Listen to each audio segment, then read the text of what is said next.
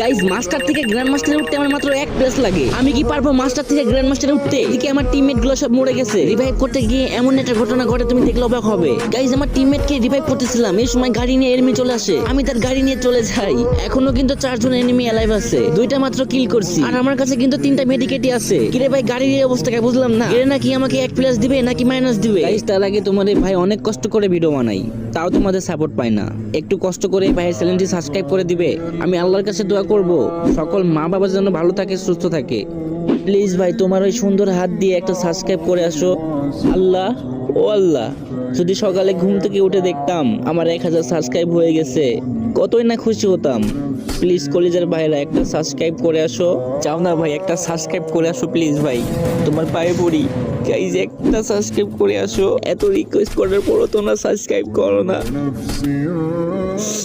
কিন্তু কেন?